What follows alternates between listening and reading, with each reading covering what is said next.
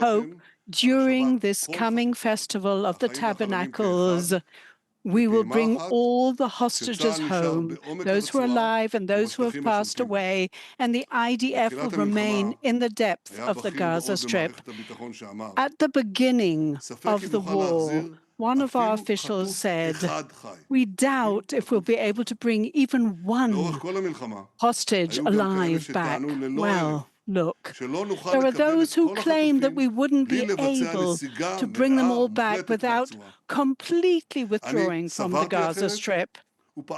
I believe differently and I acted differently, but thanks to these determined decisions that I led with the government and our brave soldiers who fought, we have brought back 207 hostages, but I never gave up on the others, nor achieving the other objectives of the war. And when I spoke directly to the families, we said we have never, ever forgotten you throughout this war. We met with the families throughout the war. We saw their pain. We heard their suffering.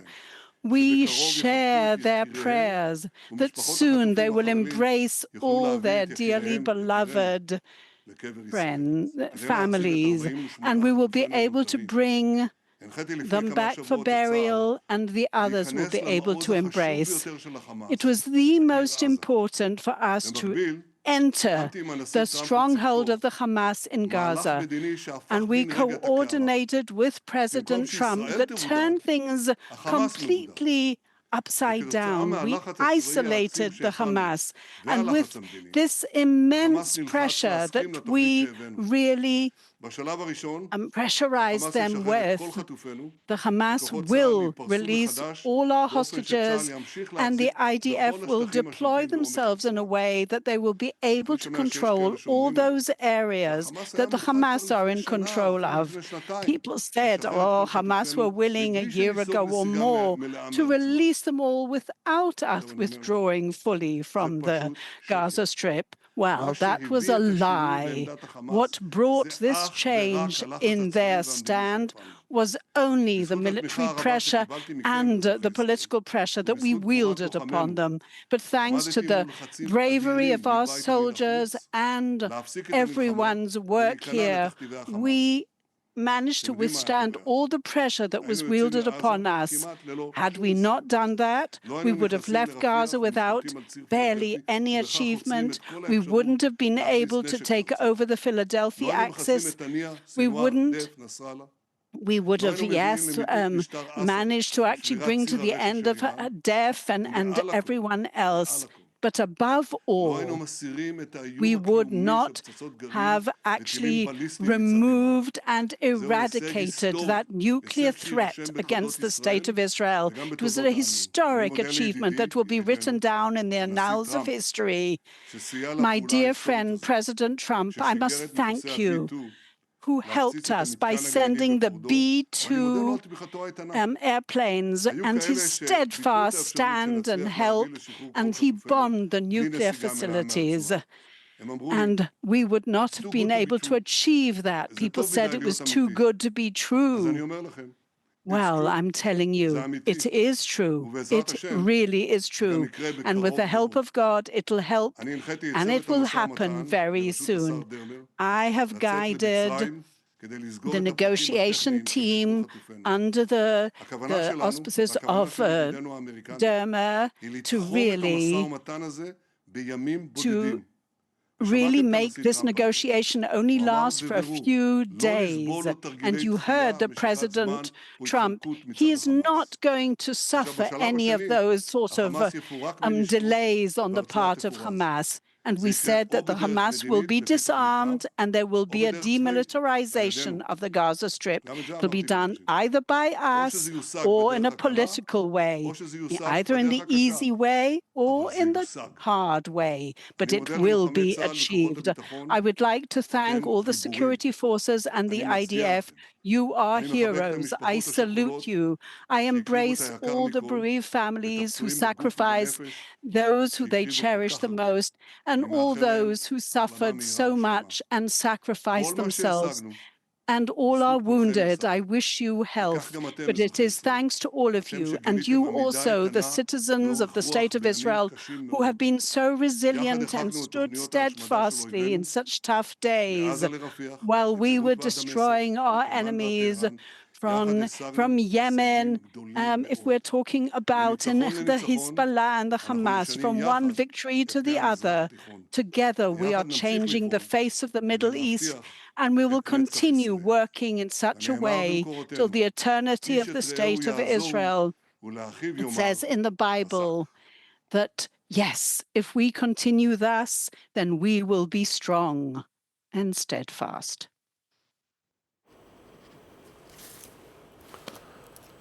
So the words there of Prime Minister Benjamin Netanyahu, short certainly, and an hour and a quarter late. He said to the families, "We have never, ever forgotten you. We share their prayers. They will soon embrace their family members." He said Hamas will release all our hostages. He thanked President Trump and said President Trump won't suffer Hamas delays. Also mentioned America's bombing of Iran's nuclear facilities. He said the demilitarization of Gaza will happen.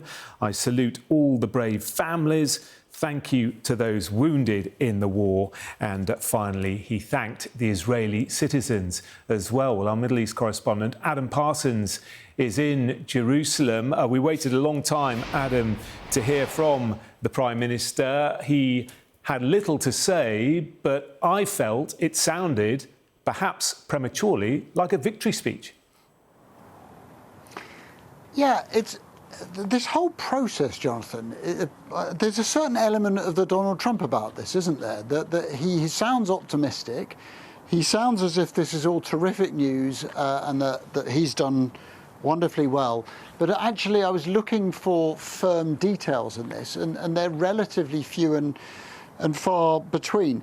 So he talked about telling his team, led by Ron Dermer, who's the Minister for Strategic Affairs, that negotiations should continue, but that they should only last for a few days. So in other words, rather like Donald Trump, he's saying we need to focus, we need to get on with this, we can't let this drag on.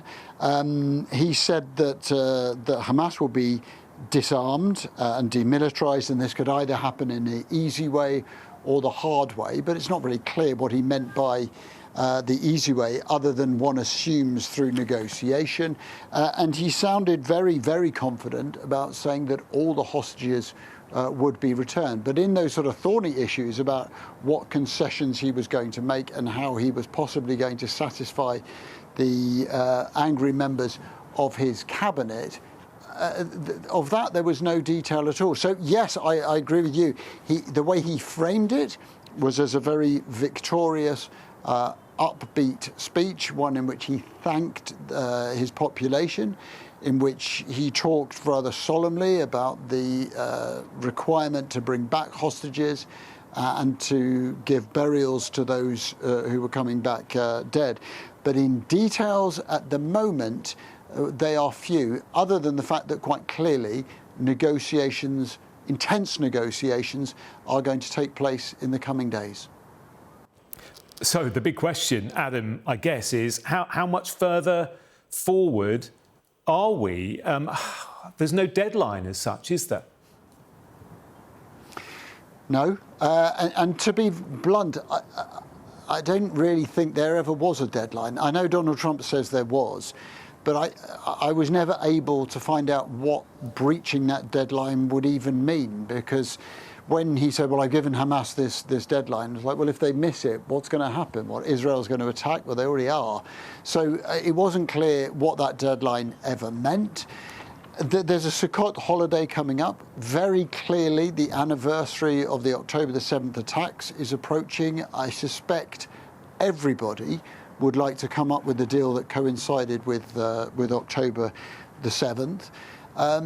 But in terms of any pressing deadline, I don't feel that there necessarily is one, other than the fact that clearly Hamas is a degraded fighting force.